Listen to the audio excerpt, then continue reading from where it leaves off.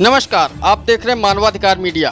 उत्तर प्रदेश के उप मुख्यमंत्री व रायबरेली के प्रभारी मंत्री दिनेश शर्मा गुरुवार को जिले के दौरे पर पहुंचे। उन्होंने कलेक्ट्रेट परिसर में बने बचत भवन में समीक्षा बैठक की। साथ ही फिरोज गांधी सभागार में प्रधानमंत्री अन्न योजना का शुभारंभ भी किया। बचत भवन में मीडिया के सवालों का जवाब देते हुए एक तरफ तो उन्होंने अपनी सरकार की उपलब्धियों का बखान किया, वहीं विपक्षी दल के नेताओं पर निशाना भी साधा। बताते चले कि प्रदेश के उप मुख्यमंत्री डॉक्टर दिनेश शर्मा जिले के प्रभारी मंत्री हैं। आज वो सरकार द्वारा चलाई जा रही योजनाओं की हकीकत जानने के लिए जिले के दौरे पर पहुंचे और उन्होंने अधिकारियों के साथ बचत भवन में विकास योजनाओं की समीक्षा की। इसी बीच वहां पर ही उन्होंने पत्रकारों से बात करते हुए सरकार द्वारा बेरोजगारों को रोजगार उपलब्ध कराने के साथ ही कोरोना टीकाकरण में अपनी सरकार द्वारा किए जा रहे कार्यों का बखान किया। इस बीच पत्रकारों द्वारा आज अखिलेश यादव द्वारा की जा रही साइकिल रैली पर सवाल पूछने पर उन्होंने विपक्षी दलों के नेताओं पर निशाना साधते हुए कहा कि 4.5 साल तक ये नेता कहां गायब हो गए थे।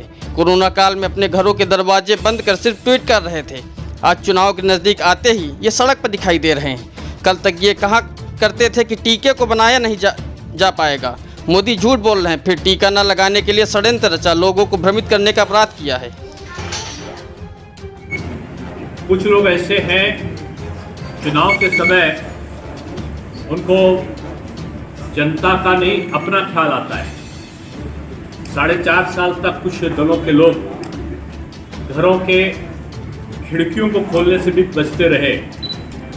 जब कोरोना संक्रमण के दौरान भारतीय जनता पार्टी के कार्यकर्ता सेवा ही संगठन के नाम से जनप्रतिनिधि और कार्यकर्ता और मंत्री गली गली कूचे गांव जा रहे थे, उस समय ये विपक्ष के तमाम महान नेता अपने घरों में एयर कंडीशन घरों में बैठकर केवल ट्वीट कर रहे थे, वैक्सीन बीजेपी की है, मत लगाना। ये वैक्सीन तो भारत बना ही नहीं सकता, मोदी झूठ बोलते हैं। मोदी जी झूठ बोलते हैं, वैक्सीन बन नहीं सकती। वैक्सीन बन गई तो ये वैक्सीन से फलाना मैं उन शब्दों का तो उपयोग भी नहीं कर सकता, व्यक्ति ये हो जाएगा। आरोपित करने का, जनता को दिग्भ्रमित करने का और वैक्सीन को बीजेपी की वैक्सीन न लगाने का आह्वान करने का, यानी जनता को कोरोना के संक्रमण में वो संक्रमित होते रहे, इस गर्त में ढकेलने का प्रत्यक्ष षड्यंत्र किया तमाम विपक्षी दलों के नेताओं ने, उनके दल के लोगों ने। और उस समय सैकड़ों की तादाद में बीजेपी के कार्यकर्ता पदाधिकारी संक्रमित हुए और दिवंगत हुए। 6 7 हमारे विधायक दिवंगत हुए। जब वोट लेना होता है तो दिग्भ्रमित करने वाले ये विभिन्न प्रकार के समूह एक अनर्गल प्रलाप करके जब देखते हैं विकास के नाम पर हम कोई मुकाबला नहीं कर सकते भारतीय जनता पार्टी का, तब जातिवाद, भाई भतीजावाद, परिवारवाद, भ्रष्टाचारवाद और क्षेत्रवाद और संप्रदायवाद के नाम पर भटकाते हैं।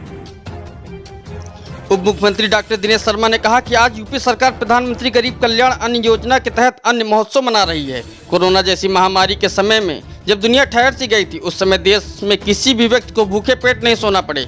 इसके लिए संवेदनशील प्रधानमंत्री नरेंद्र मोदी ने ये योजना चलाई। भाजपा की सरकार हमेशा ही जरूरतमंदों के साथ खड़ी है।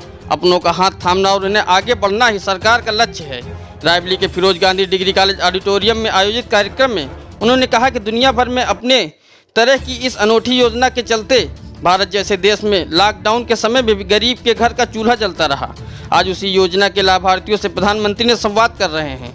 कोरोना काल के आर्थिक प्रभाव कम करने के लिए लागू की गई यह योजना लोगों के लिए वरदान साबित हुई है। कोविड से उत्पन्न परिस्थितियों में गरीबों और जरूरतमंदों को राहत पहुंचाने के लिए सरकार द्वारा अंत्योदय एवं पात्र गृहस्थी श्रेणी के राशन कार्ड धारकों को प्रति यूनिट 5 किलो निःशुल्क खाद्यान्न जरूरतमंदों को मिलेगा। इससे प्रदेश की लगभग 15 करोड़ जनता लाभान्वित होगी। यह योजना नवंबर तक चलाई जाएगी। केंद्र व राज्य सरकार की योजनाओं की जानकारी हर गरीब तक पहुंचे, इस मकसद से 5 अगस्त को प्रदेश सरकार अन्न उत्सव के रूप में एक बड़ा आयोजन किया गया है। आज प्रदेश के करीब 80 लाख से 1 करोड़ लोगों को प्रधानमंत्री का मार्गदर्शन मिला। प्रदेश की 80,000 उचित दर की दुकानों पर कार्यक्रम आयोजित किया गया है। माननीय श्री नरेंद्र मोदी जी ने ये योजना चलाई थी कि सरकार जरूरतमंद लोगों के साथ में खड़ी है।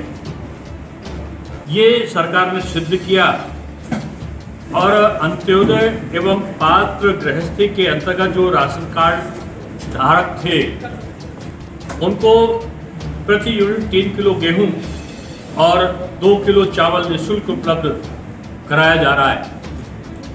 आज ये पूरे देश में जिसे प्रदेश को जो इसका लाभ मिलेगा, अभी तक का 15 करोड़ जनसंख्या इससे लाभान्वित हो रही है। यह योजना नवंबर तक चलाई जा रही है। हर गरीब तक का जो उसकी आर्थिक विपन्नता है उसको दूर करने में, कम करने में सरकार सहभागी बन सके, इसके लिए ये बहुआयामी जो योजना है सरकार ने चलाई है। आप जानते हैं कि उत्तर प्रदेश सरकार एक ऐसी सरकार है जिसने विकास की नई एक तरीके से एक इतिहास लिखा है। आज करीब 4.5 लाख से ऊपर, ये केवल 4.5 महीनों में सरकारी नौकरियां दी गई।